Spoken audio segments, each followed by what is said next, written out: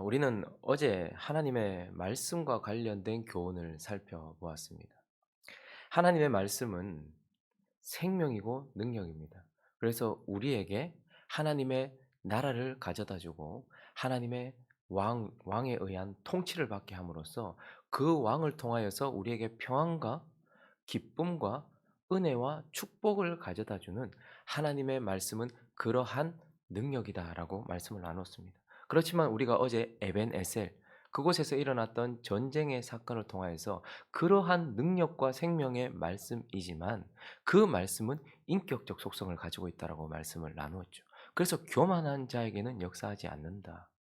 결코 하나님 위에 있고 하나님 앞서 있는 자에게는 역사하지 않더라라는 것을 보았고 인격적인 관계를 맺지 않은 자에게는 역사하지 않더라라는 것도 보았고 하나님이 거듭 말씀하심에도 불구하고 돌이키지 않는 자들에게는 역사하지 않는 인격적 능력이다라는 것을 살펴보았습니다.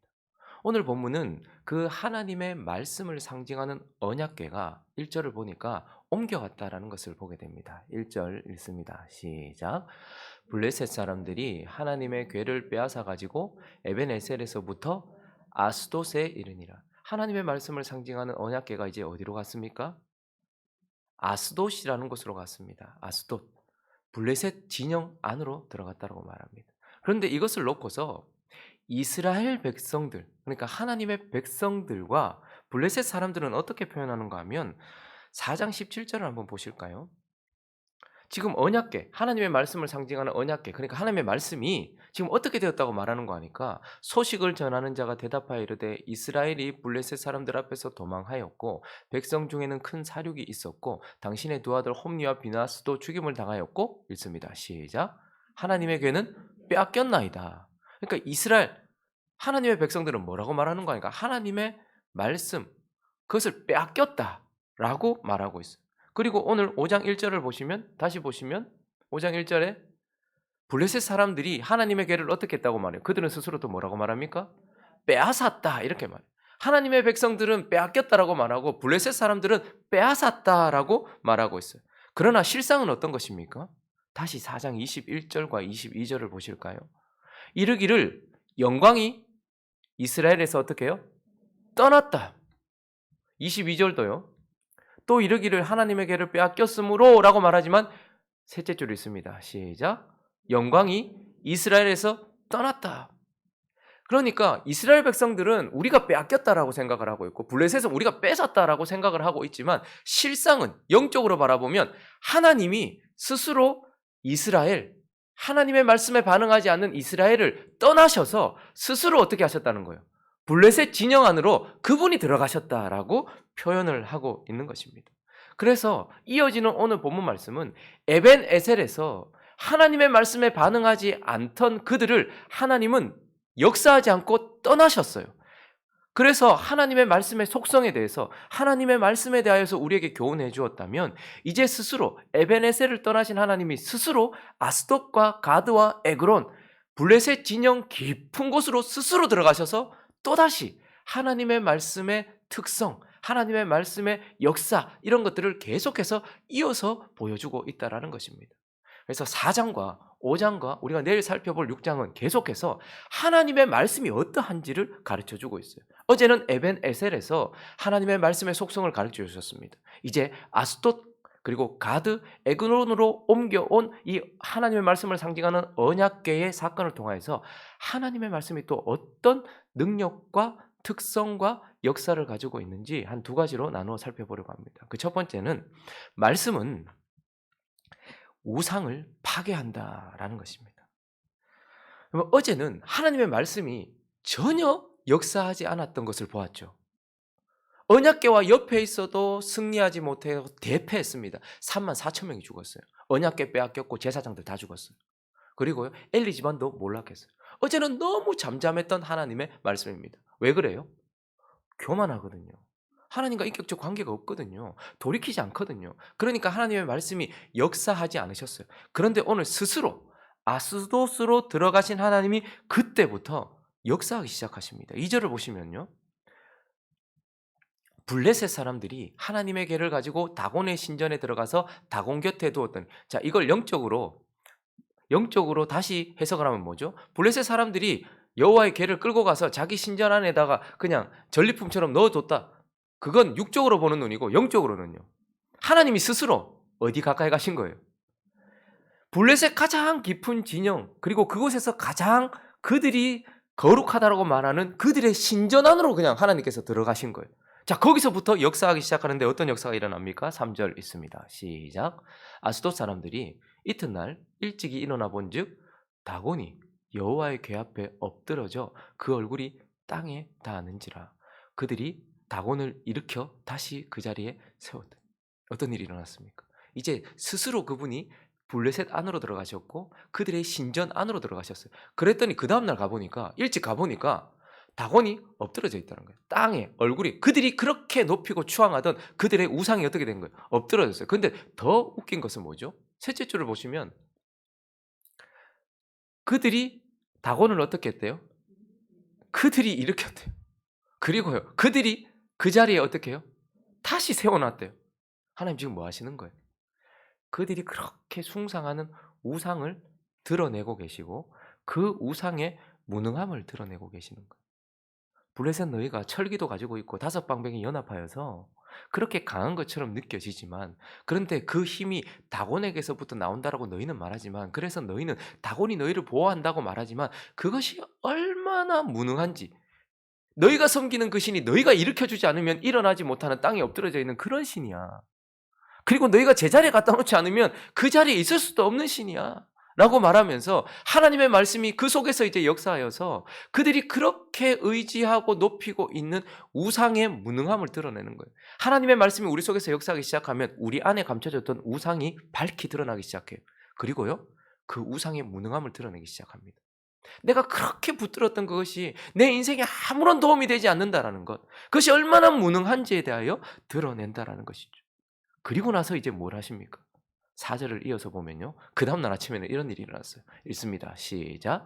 그 이튿날 아침에 그들이 일찍이 일어나 본즉 다곤이 여호와의 궤 앞에 또다시 엎드러져 얼굴이 땅에 닿았고 그 머리와 두 손목은 끊어져 문지방에 있고 다곤의 몸뚱이만 남았더라. 또다시 엎어졌대요. 그런데 이번에는 어떻게 합니까? 아예 세우지도 못하도록 하나님께서 목을 댕강 치시고 힘과 능력을 상징하는 손목을 댕강 치심으로써 우상을 파괴하고 있는 것을 보게 됩니다.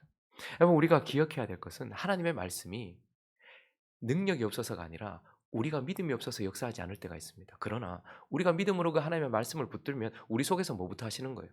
그 말씀이 우상을 드러냅니다. 그리고 우리 안에 있는 그 우상의 무능함을 드러내요. 그리고 어떻게 합니까? 그 우상을 파괴하기 시작합니다. 그러므로 우리가 그 우상에 대한 사랑을 버리지 않고 그 우상에 대한 의지를 버리지 않으면 하나님의 말씀이 나를 괴롭히는 것 같아요. 그러나 하나님은 나를 괴롭히는 것이 아니고 내 안의 우상, 깊숙이 내가 그렇게 붙잡고 있는 우상을 파괴하고 계시는 것입니다. 그러므로 하나님의 말씀은 능력으로 우리 안에서 우상을 파괴한다라고 말씀하고 있는 것입니다. 그리고 오늘 본문 말씀을 통하여서 또 하나님의 말씀은 이제 역사하기 시작하는데 무엇을 하십니까? 말씀은 육신을 파괴한다라고 오늘 본문이 우리에게 가르쳐주고 있어요. 여러분, 하나님께서 지금 어디로 들어가셨다라고요?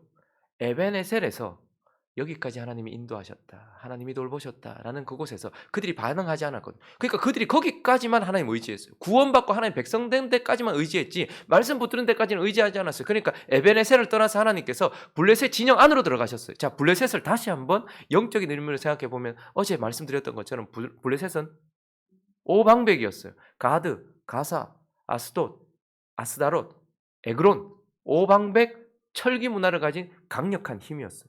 그러니 이것은 오감을 가진 강력한 힘인 육신을 의미한다고 말했어요. 그리고요, 가드 사람 골리앗처럼 거대한 육신의 힘을 의미합니다. 사사들 중에 가장 강했던, 날 때부터 나신인으로 강했던, 근데 그가 블레셋에 넘어져요. 육신의 정욕에 의해 넘어져요. 그러니까 하나님의 백성도 넘어뜨릴 수 있는 강력한 힘, 육신. 그러나 하나님이 세우신 왕 다윗에 의해서는 반드시 정복되는 그 블레셋을 통하여서 이 블레셋은 영적으로 어떤요? 하나님의 백성들을 넘어뜨릴 수도 있는 강력한 힘이지만 하나님이 세우신 왕에 의하여 반드시 정복될 육신을 의미한다라고 말씀드렸어요.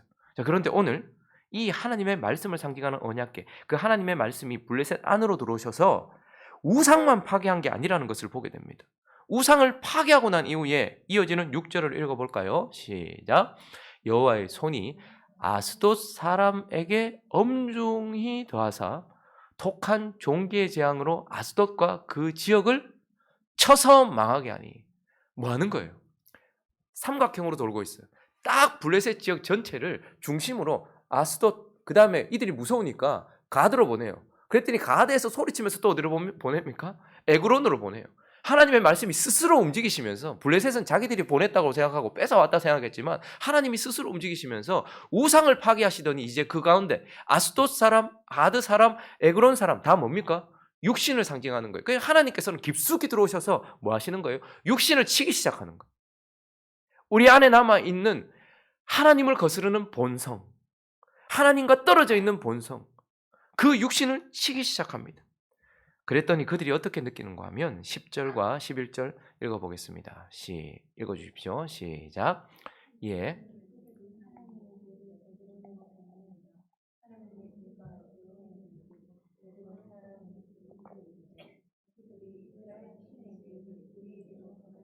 우리와 우리 백성을 죽이려 한다 하고 이에 사람을 보내어 블레셋 모든 방백을 모으고 이르되 이스라엘 신의 궤를 보내어 그 있던 곳으로 돌아가게 하고 우리와 우리 백성이 죽임당함을 면하게 하자 하니 이는 온 성읍이 사망의 환난을 당함이라. 거기서 하나님의 손이 엄중하심.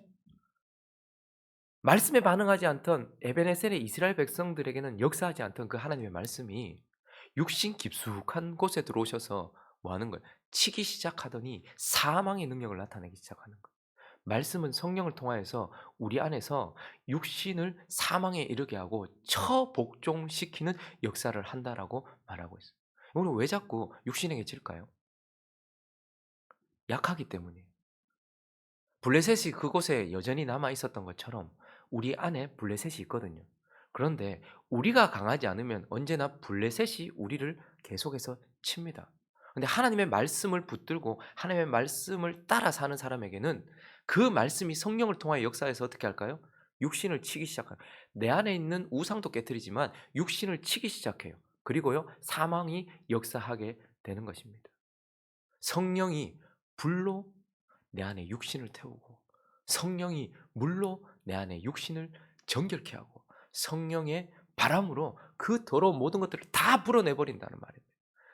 그래서 말씀이 그 일을 하더라라고 말하면서 말씀은 믿는 자 안에서 육신을 치고 육신을 제거하는 사망으로 역사하더라라고 우리에게 말씀해 주고 있는 것입니다. 말씀을 정리하겠습니다.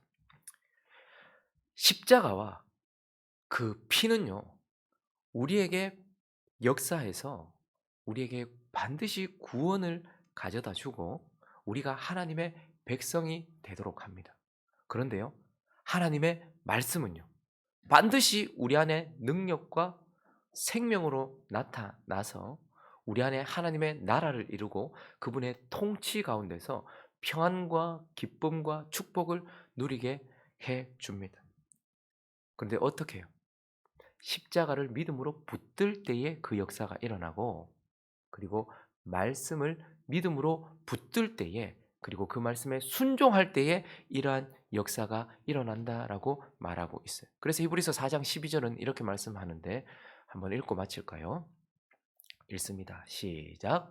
하나님의 말씀은 살아있고 활력이 있어 좌우의 날선 어떤 검보다도 예리하여 혼과 영과 및 관절과 골수를 찔러 쪼개기까지 하며 또 마음의 생각과 뜻을 판단하는. 하나님의 말씀도 인격적이에요. 우리도 인격적 존재입니다. 띄워놔 주십시오. 그런데 하나님의 인격적인 그 하나님의 주권도 중요해요. 그런데요, 인격적인 우리의 의지도 중요해요. 인간의 가장 중요하고 소중한 부분, 하나님이 우리에게 주신 가장 큰 선물이 무엇이냐면 자유의지를 주셨어요. 그래서 하나님도 주권을 가지고 계시고 우리도 자유의지를 가지고 있어요. 이 주권적인 하나님의 말씀이 우리 안에서 역사하기 위해서는 반드시 우리가 의지를 가지고서 그 말씀을 믿음으로 붙잡을 때에 그 말씀에 순종할 때의 역사예요. 그러면 어떻게 하는 거예요? 그 인격적인 말씀은 살아있고 활력이 있어. 좌우의 날선 어떤 것보다도 예리하여서 블레셋 깊숙한 곳에 들어가셔서 다 쪼개어서 우상을 드러내고 무능함을 드러내고 우상을 파괴해요. 그리고요, 그 말씀이 살아있고 운동력이 있어서 우리 속에서 우리의 육신을 파괴하기 시작합니다.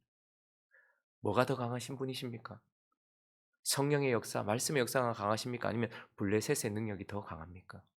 우리가 어떻게 사느냐에 따라서 말씀이 블레셋의 우상과 육신을 파괴하기도 하지만 그러나 블레셋이 우리를 복속시키기도 한다라는 것을 기억하면서 에벤 에셀에서는 아무것도 하지 않으셨던 하나님의 말씀. 왜요? 하나님의 백성들이 거기까지만 일하거든요. 하나님의 백성들이 그냥 구원받고 나 하나님의 백성 됐다. 이걸로만 끝냈거든요. 그런데 하나님의 백성들이 거기를 지나 여기까지 인도하신 하나님을 붙들고 앞으로도 인도하실 하나님을 붙들어서 말씀을 붙들기 시작하면 이제 그 하나님의 말씀이 우리 속에서 우리 안에서 우상과 우리의 육신을 파괴하여서 하나님의 나라를 이루어 간다라는 것을 기억하면서 이번 한 주간도 말씀을 믿음으로 붙드시는 저와 여러분 되시기를 예수 그리스도의 이름으로 축원합니다. 그래서 우리 안에 있는 우상이 파괴되고 우리의 강한 육신이 파괴되어서 거룩한 하나님의 백성으로 살아가는 저와 여러분 되시기를 예수 그리스도의 이름으로 축원합니다.